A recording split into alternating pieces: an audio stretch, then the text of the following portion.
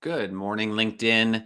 This is our LinkedIn live stream for the event Virtual Speakers Maximize the Tool of Color for Effective Public Speaking.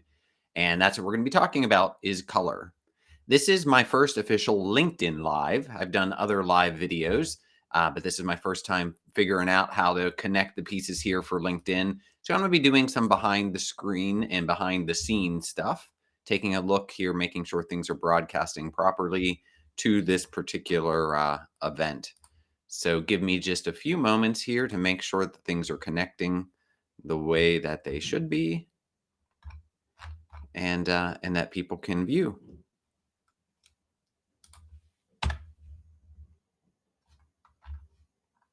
I love color. It looks like we're good to go here. All right. So color is a really powerful tool. Color is something that when we see it, it's not just something that we notice, like, oh, there's blue, there's white, there's red. It's something that triggers a response within us, an energetic response. And you'll often hear me refer to energy, the E word, and make it as a synonym equivalent to emotion, another E word. So E for E. When I talk about energy, I'm really talking about emotion. And when I talk about emotion, I'm referring to the energetic responses that happen within our body when we see color. It's pretty cool. It's a powerful tool that some people don't fully understand. And that's what I want to be bringing your attention to today is how you can use color effectively for virtual public speaking. So my name is Gino Parati. I'm a communication expert. My background is in the field of interpersonal communication. That's what my master's degree is. So you see by my name here on the video, Gino Parati, MA. It's a Master of Arts in Interpersonal Communication. My pronouns are he and him. I am a cisgender man. I teach gender communication as well as a variety of classes, including nonverbal, public speaking, gender, persuasion, communication for executives, which is a leadership course, a variety of courses at different colleges and universities around the country. So, what I'm bringing to you today is from the fields of public speaking combined with nonverbal communication. A lot of people spend as public speakers most of their time developing the message, meaning, what am I going to say? So, they focus specifically on the verbal aspects of the message. And this certainly is important, no doubt. Your words matter and they can matter a lot. However, several studies have found that the majority of the message is as actually delivered nonverbally. And there are 10 channels of nonverbal communication. We're specifically going to be looking at color as one of the channels for nonverbal communication. These studies, if you do a quick Google search of what percentage of our communication is nonverbal, you'll find that it's anywhere from as little as 60 some percent with some studies, or a very famous study that is often cited is up to 93% of our communication is done nonverbally. So the takeaway is it's the majority of the message is done nonverbally. So it's important. That's what I need you to know and need you to remember. And when we, of course, want to utilize this as an important and effective tool. So, it's a couple things to think about for nonverbal. Since we know that it is the majority of our message, and now that we're speaking so much on camera for virtual public speaking, what makes this especially important is that of all our five senses, sight, sound, taste, touch, and smell, of all five of those, what are we reduced to in a virtual environment? Well, only two, right? Sight and sound. We can't have touch, smell, and taste happening on camera.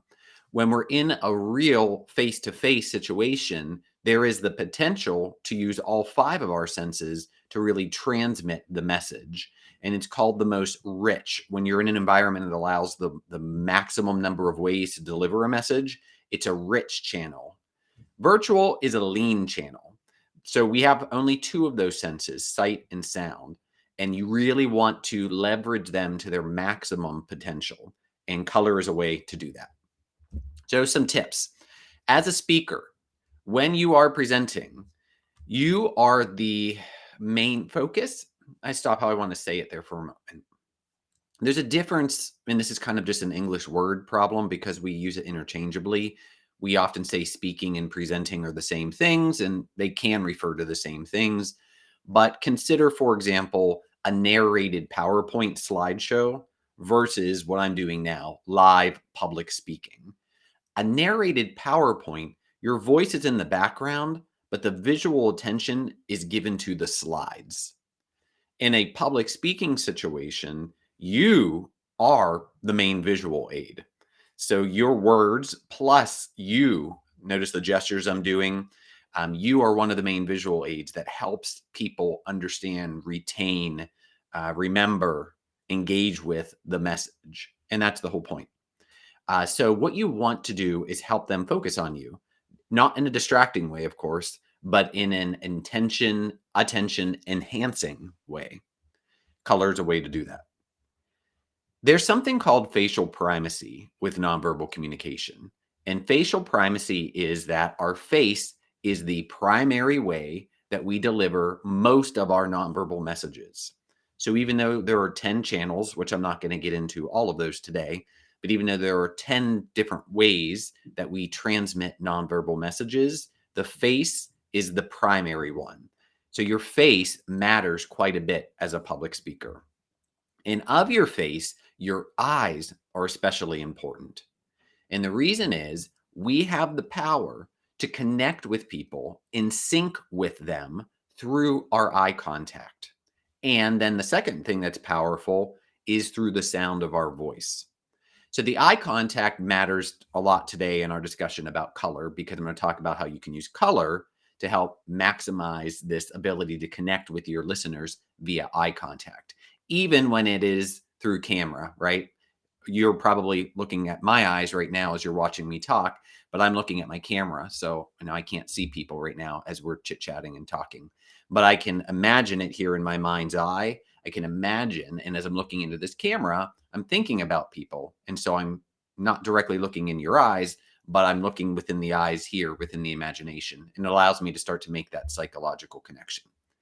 So here's the idea, the tip with color. Color, what color are your eyes? My eyes are green. So color often works by complementary or contrasting colors.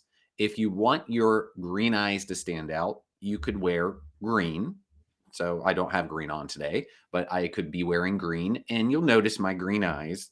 But an even more powerful tool is to wear the contrasting or the complementary color. And I'm going to share in this event chat later on, or the event link here in LinkedIn, the event page in LinkedIn. I'm going to share a link to Canva, and they have a wheel. Canva is a design application. If you haven't used it yet, it's really cool. Helps you design a number of things, including your social media posts. I use it myself, really like it. But I'm going to give you their free color tool. It's a color wheel. And what they do is they show on this wheel that opposite a certain color on one side of the circle, on one side of the wheel, is its complementary color. And when you have these complementary colors, it makes things pop. So I have green eyes. And as we said, as the speaker, you want your listeners to look in your eyes. So drawing attention in a positive ways to your eyes will be beneficial. It'll help your audience members to do that, to look in your eyes and then connect. So if I have green eyes, you'll see through this color wheel that the opposing or the complementary color is going to be a pinkish. So when I actually wear pink around my face, I could wear a pink collar shirt, a pink tie. If I wore makeup, I could wear pink eyeshadow, something that is around the face that will make it pop. And you actually see on my LinkedIn profile picture, it was a profile photo where I was taken with my photographer, and we were in Bryant Park. I live in New York City. So we were in Bryant Park last fall, about a year ago. And they still had the beautiful flowers, which were now at their peak because they had been growing all summer. I think they were impatiens, if I'm remembering, or maybe begonias. Anyway, they were pink flowers. And you can see behind me in the background, it's kind of blurred out because it's the background of the photo, but my head is surrounded by this pink flower, these flowers in the background. You see my eyes better. It pulls out the pinkish in my skin just naturally being surrounded by that. So using complementary colors is a really powerful tool for maximizing communication because it gets people to look at you in the eyes. Why is that important? I referenced it a little bit earlier, but if you're just joining us right now, the reason this is important is because when your listeners look at you in the eye as the speaker, yes, they're going to understand you better because you'll retain their attention more, and your eyes help transmit some of the message. Like if I roll my eyes, right, that means ridiculous. Don't, again, we're doing this again. Or if my eyes get really big, it could be excitement or surprise. We communicate emotions with the eyes. However, research indicates that when we match eye contact with another human being, doing what's called mutual gazing, when we're looking at one another in the eyes, when we hold that eye contact for about 2 to 3 seconds, we actually start to match brain waves. So I'm getting you on my level as the speaker. It's a really powerful tool. So color maximizing for eye contact. Another way you want to think about color is your environment where you're broadcasting. Welcome to my home, studio, living room, apartment, all in one, my small New York abode. So this is my home space. And then in the background, yes, this is my living room, but it's also my broadcast studio. So I've curated what's behind me to be a reflection of my personal life in a way that I want to share at a professional level, the aspects of who I am with my audience. But I've also chosen colors that reflect my personality, but also colors that enhance me as a speaker. I chose the outfit today, which I'll talk about in a moment as well. But I chose the outfit to contrast with the color. My paint wall, the color of the paint on my wall is a yellowish. It's not all that different from the color of my skin. So my skin up against this yellowish lighter wall, I kind of just blend into the background. Yeah, you can see me. It's not a big deal, but it doesn't maximize the visual impact. So when I put this darker sweater on, look how it pops up against this light yellowish background. You want to consider that your skin coloring, your hair coloring, and the background you're up against. Because just like pink and green, my green eyes, so if I surround myself with pink, my green eyes pop and stand out. They're more noticeable, and that's a good thing. You are a visual aid as a public speaker, so you don't want to blend into the background. You want to pop and stand out, be noticeable for the viewers, for the listeners. So consider your hair color and your eye color and surround yourself with the opposite, the complementary background colors so that you just pop and stand out. That's an easy tool to be able to do. Consider whether you want really bright colors, because if I surround myself with like a magenta pink, I'll definitely stand out, but not more powerfully than the magenta pink because that's a really bold color. And even though the contrast is good, and you'll notice me up against that contrasting color of magenta, the magenta is overpowering, and the audience, A, it'll hurt their eyes to watch for a long period of time, but B, they'll tend to look more to the color, the magenta color. And that's not what I want as the speaker. So when you're choosing the complementary color, still make sure that it is you that's really the popping and the standout that is making people look and pay attention to you. Another resource that I'll share in the page, the event page here in the comments for those of you who are interested is what meaning is associated with colors. Some of this may be biological, like when we see blue and green. There is research that shows that if you paint your walls blue and green, or even just having an artificial plant here, this is plastic, but it's green, seeing those nature colors, that it allows our brain to feel more calm and it results in a calmer body. So lower blood pressure, less stress hormones flowing. So there can be some biological responses to color. And of course, there are social responses, social and cultural, meaning we have learned from our society or our culture that certain colors mean certain things. For example, in the United States and in many cultures, I'm from the United States, so I can speak about that with certainty because I'm a member of this culture. We have learned that pink is for girls and blue is for boys. Not always, yeah. I wear pink sometimes. I have sisters, they wear blue sometimes. So it's not a hard and fast rule. But if you're going to buy a baby blanket and it's for a baby girl or a baby boy, when you see the same blanket and it comes in pink and blue, most of us will automatically connect pink to the girl and blue to the boy. And there's nothing biological about that, right? It's socially taught. But knowing that, knowing the cultural expectations, the social expectations of your listeners or even of yourself can allow you to use colors that more appropriately position you for your message as a speaker. Also, think about the topic and whether or not there are colors that are associated. HIV fundraiser, the color red; breast cancer awareness, the color pink. So you can use color in those ways as well to connect yourself with a particular message for a particular topic.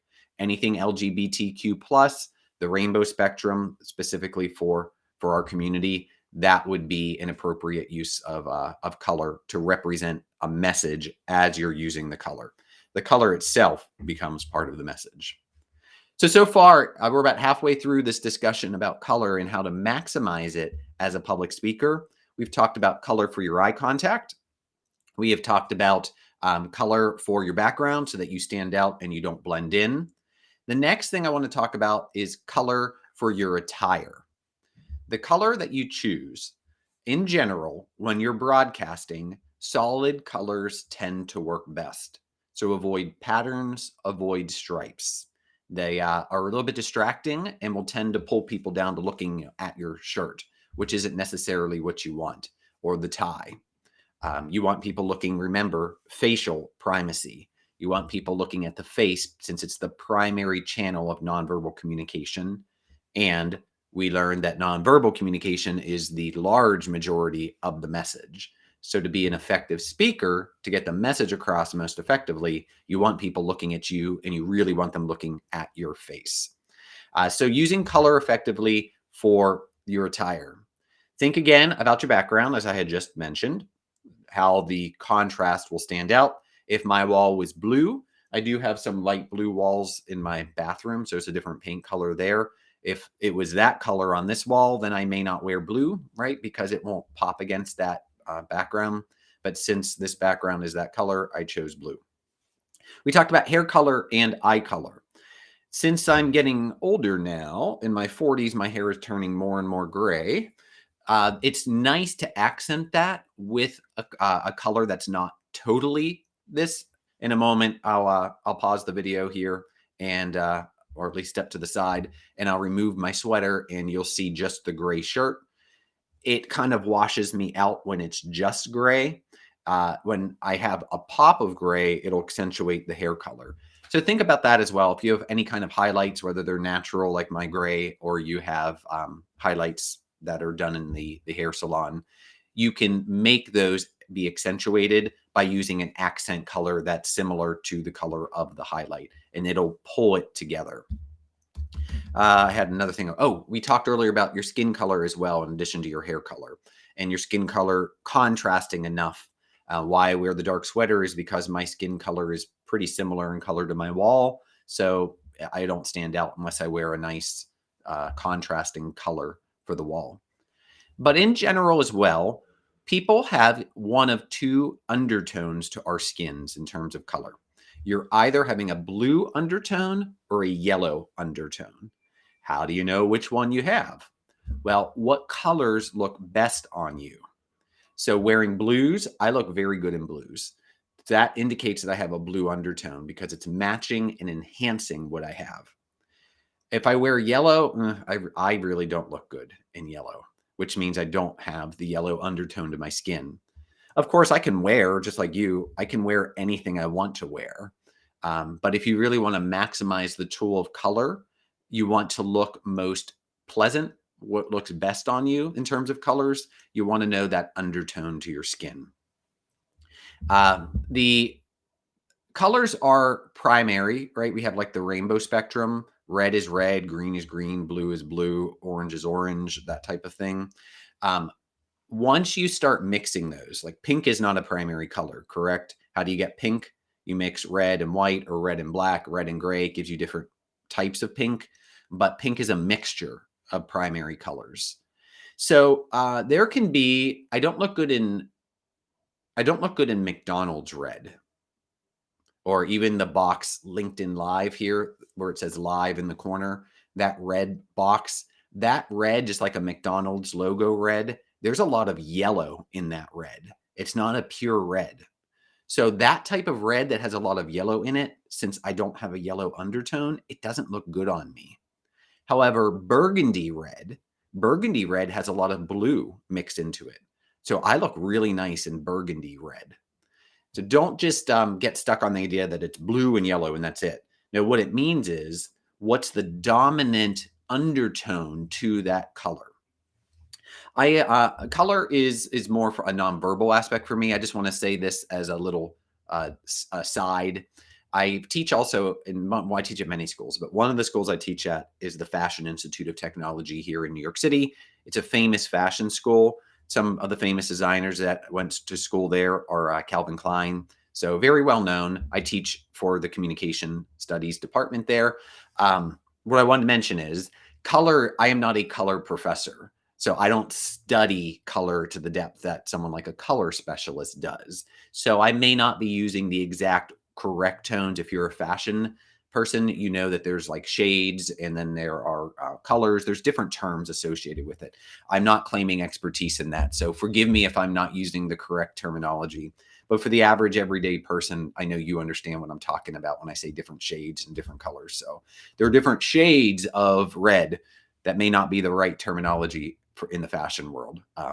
But there's this yellowish red like McDonald's uses for its logo and like the box around the word live is.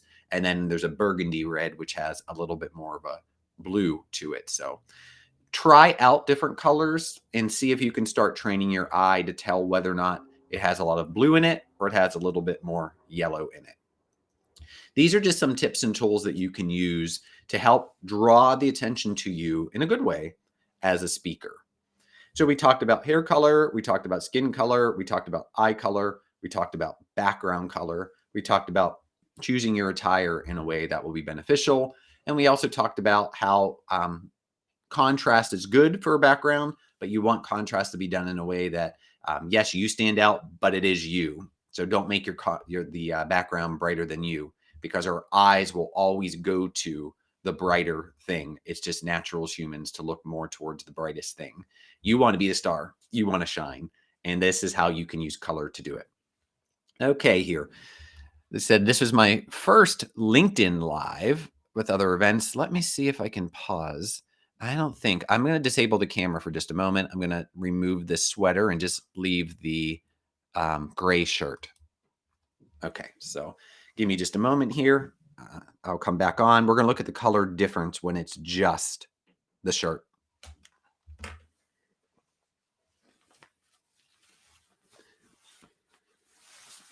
Okay, be almost done.